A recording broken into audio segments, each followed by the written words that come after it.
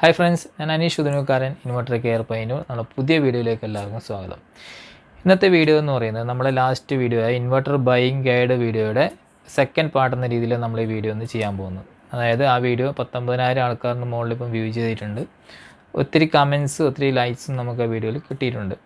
അതായത് ഇൻവെർട്ടർ വാങ്ങിക്കുമ്പോൾ ശ്രദ്ധിക്കേണ്ട കാര്യങ്ങളൊക്കെയാണ് നമ്മൾ വീഡിയോ ഉൾപ്പെടുത്തിയിരിക്കുന്നത്. ഏത് ബ്രാൻഡ് വാങ്ങിക്കണം, എത്രത്തോളം കോസ്റ്റ് വരുന്നുണ്ട്, അതുപോലെ എന്തൊക്കെ കാര്യങ്ങൾ ശ്രദ്ധിച്ചാൽ ഇൻവെർട്ടർ വാങ്ങിക്കേണ്ടതെന്നൊക്കെ നമ്മളതിൽ മെൻഷൻ ചെയ്തിട്ടുണ്ട് ആ വീഡിയോയിൽ.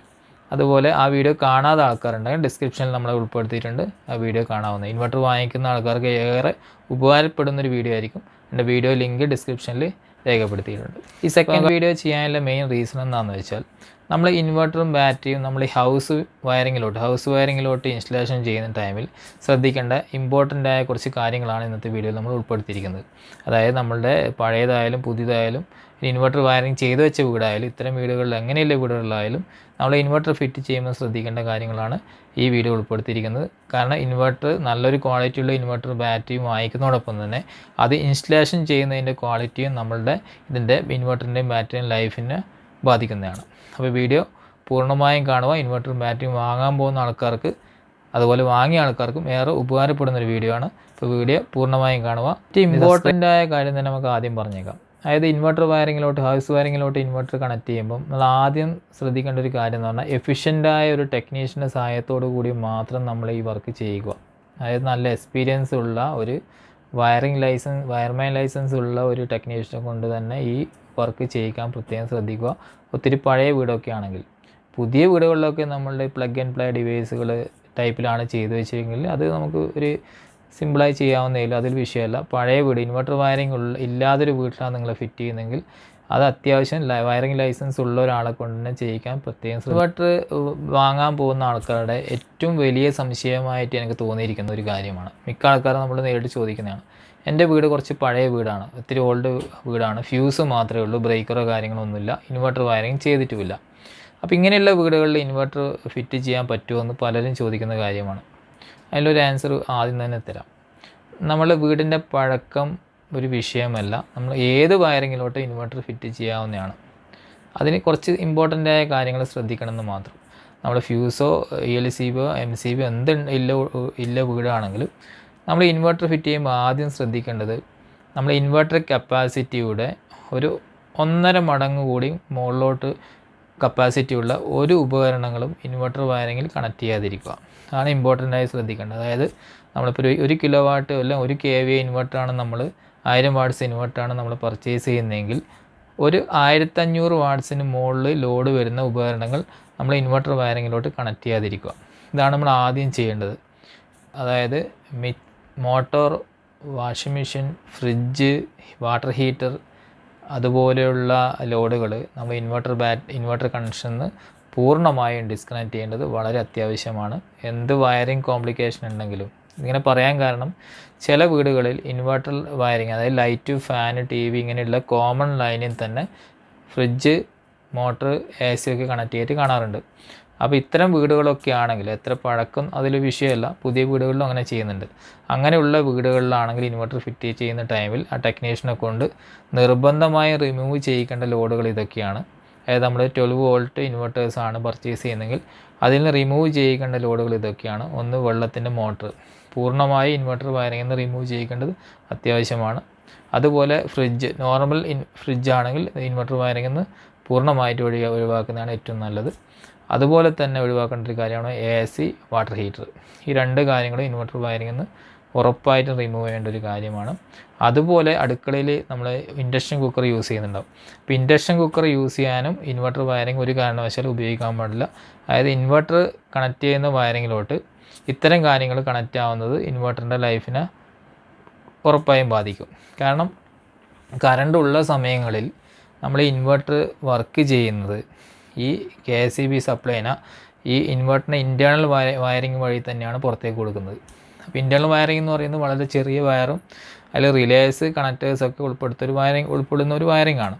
അപ്പോൾ ഇതിലോട്ട് ഇത്തരം ലോഡുകൾ കയറി ഇറങ്ങി പുറത്തോട്ട് പോയി കഴിഞ്ഞാൽ, അത് കറണ്ട് ഉള്ള സമയത്ത് ഇൻവെർട്ടർ വർക്ക് ചെയ്യുന്ന സമയത്ത് നമ്മൾ ഇത്തരം ലോഡുകൾ ഇൻവെർട്ടറിൽ കണക്ട് ചെയ്തിട്ടുണ്ടെങ്കിൽ ഇൻവെർട്ടർ ഇൻറ്റേർണൽ വയറിംഗ് വഴി ഇത്തരം ലോഡുകളുടെ പവർ കംപ്ലീറ്റ് പാസ് ചെയ്ത് പോകും. അപ്പോൾ കണക്റ്റേഴ്സും റിലേകളും അതുപോലെ ഈ ഇൻവെർട്ടറിൻ്റെ അകത്ത് യൂസ് ചെയ്യുന്ന വയറുകളൊക്കെ കത്തിപ്പോകാൻ ചാൻസ് ഉണ്ട്. അപ്പോൾ ഒരു കാരണവശാലും ഇത്തരം പവർ ലോഡുകൾ എന്ത് വയറിങ് കോംപ്ലിക്കേഷൻ ഉണ്ടെങ്കിലും ഇൻവെർട്ടർ വയറിങ്ങിൽ ഉൾപ്പെടുത്താൻ പാടില്ല. ഉൾപ്പെടുത്തിയെങ്കിൽ എപ്പോഴും കംപ്ലയിൻസ് തന്നെ ആയിരിക്കും. ഇതിങ്ങനെ എടുത്ത് പറയാനുള്ള കാര്യം എന്ന് പറഞ്ഞാൽ മിക്ക വീടുകളിലും നിങ്ങൾ ശ്രദ്ധിച്ചാൽ മനസ്സിലാവും, നോർമൽ പവർ പ്ലഗിലാണ് നമ്മളുടെ ഫ്രിഡ്ജൊക്കെ കണക്ട് ചെയ്തിട്ടുണ്ടാവുക. ഫ്രിഡ്ജ് ഒഴിവാക്കാൻ പറയുന്നതിൻ്റെ മെയിൻ റീസൺ എന്താണെന്ന് പറഞ്ഞാൽ നമ്മളുടെ ഈ 24 മണിക്കൂറും ഫ്രിഡ്ജ് ഓണിലായിരിക്കും. അപ്പോൾ രാത്രി ഒരു മണിക്കൂർ 2 മണിക്കൂർ കറണ്ട് പോയി, നമ്മൾ ഫ്രിഡ്ജ് നമുക്ക് പോയി ഓഫ് ചെയ്യാൻ പറ്റത്തില്ല, ഫ്രിഡ്ജ് ഓൺ ആയിക്കൊണ്ടിരിക്കും.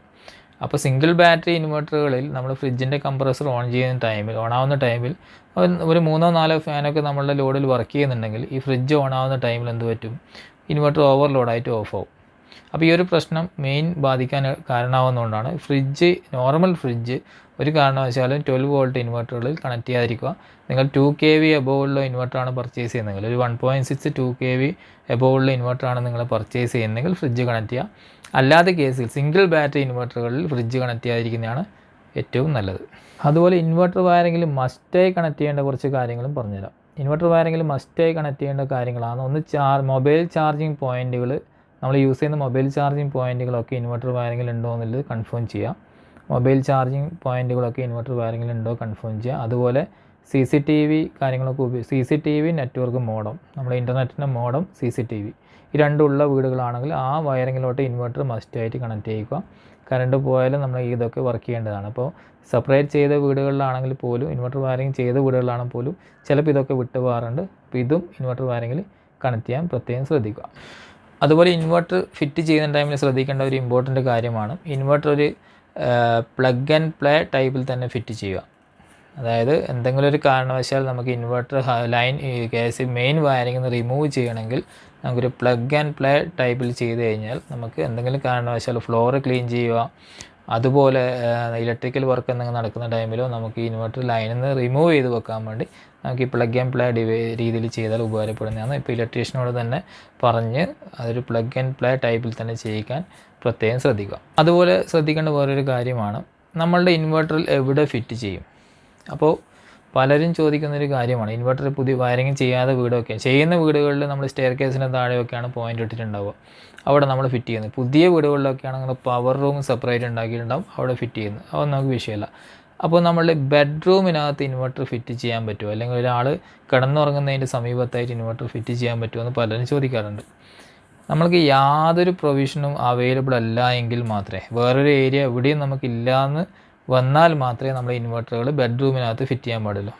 കാരണം ഇത് ഇൻവെർട്ടർ ഒരു പൊല്യൂഷൻ ഉണ്ടാക്കുന്ന ഡിവൈസ് തന്നെയാണ്. കാരണം ഇതിന് ബാറ്ററി ചാർജിങ് നടക്കുന്ന ടൈമിൽ ഹൈഡ്രജനാണ് പുറത്തേക്ക് വരുന്നത്. അതൊരിക്കലും അടച്ചിട്ട് റൂമിനകത്ത് ഒരുപാട് സമയം തങ്ങി നിന്നാൽ അത്ര നല്ലതല്ല, ശ്വസിക്കുന്നത് അത്ര നല്ലതല്ല. അപ്പോൾ ഒരു കാരണവശാലും വേറൊരു സ്ഥലത്ത് വെക്കാൻ നമുക്ക് സ്പേസ് ഇല്ല എങ്കിൽ മാത്രമേ ബെഡ്റൂമിനകത്ത് നമ്മൾ ഇൻവെർട്ടർ ഫിറ്റ് ചെയ്യാൻ പാടുള്ളൂ. അല്ല എങ്കിൽ നമ്മളുടെ ഇടയ്ക്ക് വിൻഡോ ഒക്കെ തുറന്നിട്ട് ആ പൊല്യൂഷനെ പുറത്ത് കളയാനുള്ള, വളരെ ചെറിയ അളവിലേ വരുന്നുള്ളൂ, എന്നാൽ അത് പുറത്തേക്ക് കളയാനുള്ള പ്രൊവിഷൻസ്, വെൻറ്റിലേഷൻസ് നമ്മൾ ആ ബെഡ്റൂമിനകത്ത് വെക്കുന്നെങ്കിൽ അവിടെ ഉണ്ടാക്കിയെടുക്കേണ്ടത് അത്യാവശ്യമാണ്.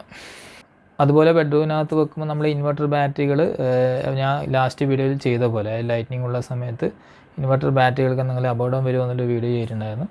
അപ്പോൾ അതിന് ലിങ്ക് ഡിസ്ക്രിപ്ഷനിലുണ്ട്. അതുപോലെ അങ്ങനെ അപകടം വരാതിരിക്കണമെങ്കിൽ നമ്മളുടെ ഇൻവെർട്ടർ ബാറ്ററിയുടെ ക്യാപ്പ് 6 പതിയിൽ കുറച്ച് ലൂസാക്കി വെച്ചാൽ നല്ലതായിരിക്കും. ബെഡ്റൂമിനകത്തല്ല എവിടെ ഫിറ്റ് ചെയ്യുന്നുണ്ടെങ്കിലും ഇൻവെർട്ടർ ബാറ്ററികളുടെ വെൻറ്റിലേഷൻ ക്യാപ്പ് കുറച്ച് ലൂസാക്കിയിട്ട് വെക്കുന്നത് നല്ലതായിരിക്കും. ഇനി അഥവാ നമുക്ക് ഇൻവെർട്ടർ ഇതൊക്കെ കഴിഞ്ഞ് നമ്മൾ ഫിറ്റ് ചെയ്ത് കഴിഞ്ഞാൽ ശ്രദ്ധിക്കേണ്ട കുറച്ച് കാര്യങ്ങൾ കൂടി ഞാൻ പറഞ്ഞുതരാം. നമ്മളുടെ ഇൻവെർട്ടർ നമ്മൾ വീട് അടച്ച് പുറത്ത് പോകുന്നുണ്ടെങ്കിൽ, 1-2 ദിവസത്തിന് മുകളിൽ നമ്മൾ പുറത്ത് പോകുന്നുണ്ടെങ്കിൽ, CCTV ഒന്നുമില്ലാതെ വീടാണെങ്കിൽ, CCTV ഇല്ലാതെ വീട് ആണെങ്കിൽ നിങ്ങളുടെ ഇൻവെർട്ടറിൻ്റെ ഫ്രണ്ടിൽ ഓൺ ഓഫ് സ്വിച്ച് ഓഫ് ചെയ്തിട്ട് പോവുക. കാരണം വെറുതെ എന്തെങ്കിലും കാരണവശാൽ ഫ്യൂസോ കാര്യങ്ങളോ പോയി നമ്മളുടെ ബാറ്ററി പൂർണ്ണമായി ഇറങ്ങി പോകാതിരിക്കാൻ വേണ്ടി നമ്മുടെ ഇൻവെർട്ടറിൻ്റെ ഫ്രണ്ടിൽ ഓൺ ഓഫ് സ്വിച്ച് ഓഫാക്കി പോവുക. CCTV കാര്യങ്ങളൊന്നും ഇല്ലാതെ വീടാണെങ്കിൽ ഓഫ് ചെയ്ത് പോകുന്നതിന് ബുദ്ധിമുട്ടൊന്നുമില്ല. CCTV ഉള്ള വീടൊക്കെ ആണെങ്കിൽ ഓഫ് ചെയ്യാതിരിക്കുക, അല്ലാതെ വീടുകളിൽ ഓഫ് ചെയ്തിട്ട് തന്നെ പോവുക. നോർമലായി നമ്മളുടെ ഇൻവെർട്ടർ ബാറ്ററിയിൽ മെയിൻ്റനൻസ് ആയിട്ട് വരുന്നത് ഇതിൻ്റെ വാട്ടർ ടോപ്പപ്പ് മാത്രമാണ്. നോർമലായിട്ട് ഇതിൻ്റെ വാട്ടർ ടോപ്പപ്പ് മാത്രമാണ് മെയിൻ്റനൻസ് ആയിട്ട് വരുന്നത്. അത് ശരിയായ ഇൻ്റർവെല്ലിൽ വാട്ടർ ഫില്ല് ചെയ്യാൻ ശ്രദ്ധിക്കുക. അത് നമ്മുടെ ബാറ്ററി ലൈഫ് ഇൻക്രീസ് ചെയ്യുന്നതായിരിക്കും. നോർമലി ഒരു 8 to 12 മന്തിൻ്റെ ഇടയിൽ നമ്മൾ ഡിസ്റ്റിൽ വാട്ടർ ഫില്ല് ചെയ്യുക. അപ്പോൾ അതിൻ്റെ ഇടയിൽ വാട്ടർ കുറയുന്നുണ്ടോയെന്നില്ല നമുക്ക് ഈ ക്യാപ്പ് നമ്മുടെ ഈ ബാറ്ററി വെൻ ഫ്ലോട്ടിൻ്റെ മുകളിലുണ്ടാകുന്ന ഇൻഡിക്കേറ്റർ നോക്കിയാൽ നമുക്ക് മനസ്സിലാവും. 6 ഇൻഡിവിജ്വൽ ഹോഴ്സിൻ്റെയും സെപ്പറേറ്റ് വെൻ പ്ലഗുകൾ ഉണ്ടാവും. അതിൽ നോക്കിയാൽ നമുക്ക് വാട്ടർ ലെവൽ കുറയുന്നുണ്ടോ മനസ്സിലാവും. നോർമലി 8 to 12 മന്തിൻ്റെ ഇടയിലാണ് നമ്മൾ ഡിസ്റ്റിൽ വാട്ടർ ചെക്ക് ചെയ്യേണ്ടത്. അപ്പോൾ നമ്മൾ ഇത്രയും ഇമ്പോർട്ടൻ്റ് കാര്യങ്ങൾ ശ്രദ്ധിച്ചാണ് ഒരു ഇൻവെർട്ടർ ഫിറ്റ് ചെയ്യുന്നതെങ്കിൽ നമ്മുടെ ഇൻവെർട്ടറിൻ്റെ കംപ്ലയിൻസ് വളരെ കുറവായിരിക്കും. ഓവർലോഡ് വന്ന് ഫ്യൂസ് പോവുക, അല്ലെങ്കിൽ ബ്രേക്ക് ട്രിപ്പ് ആവുക, ഇൻറ്റേർണൽ വയറിംഗ് കത്തിപ്പോവുക, റിലേ കത്തിപ്പോവുക, ഇങ്ങനെയുള്ള ഒത്തിരി കംപ്ലയിൻസ് നമ്മുടെ ഇൻവെർട്ടർ ബുദ്ധിമുട്ടാവാണ്ട് പോയിക്കോളും. അപ്പോൾ നമ്മൾ ഇൻവെർട്ടർ ഫിറ്റ് ചെയ്യുമ്പോൾ ഇത്ര ഇമ്പോർട്ടൻ്റ് ആയ കാര്യങ്ങൾ ശ്രദ്ധിച്ച് തന്നെ ഇൻവെർട്ടർ ഫിറ്റ് ചെയ്യുക. എഫിഷ്യൻ്റ് ആയ ടെക്നീഷ്യൻ്റെ ഹെൽപ്പോട് കൂടി തന്നെ ഇൻവെർട്ടർ ഫിറ്റ് ചെയ്യാൻ ശ്രദ്ധിക്കുക. അപ്പോൾ ഈ വീഡിയോ നിങ്ങൾക്ക് എന്തെങ്കിലും തരത്തിൽ ഉപകാരപ്പെട്ടെങ്കിൽ inverter care Payyanur channel subscribe ചെയ്ത് ലൈക്ക് ചെയ്ത് ഷെയർ ചെയ്യാൻ മറക്കരുത്. അതുപോലെ നിങ്ങളുടെ അഭിപ്രായങ്ങൾ കമൻറ്റ് രൂപത്തിൽ രേഖപ്പെടുത്താനും മറക്കരുത്. അത് നമ്മൾ അടുത്ത വീഡിയോയിൽ നമുക്ക് എന്തെങ്കിലും തരത്തിൽ ഉപകാരപ്പെടുന്ന കണ്ടന്റുകളൊക്കെ ആണെങ്കിൽ ഉൾപ്പെടുത്തുന്നതായിരിക്കും. അപ്പോൾ അടുത്തൊരു പുതിയ വീഡിയോയിൽ കാണുന്നവരെ ബൈ. ഞാൻ അനീഷ് കുതിരക്കാരൻ, ഇൻവെർട്ടർ കെയർ പയ്യന്നൂർ.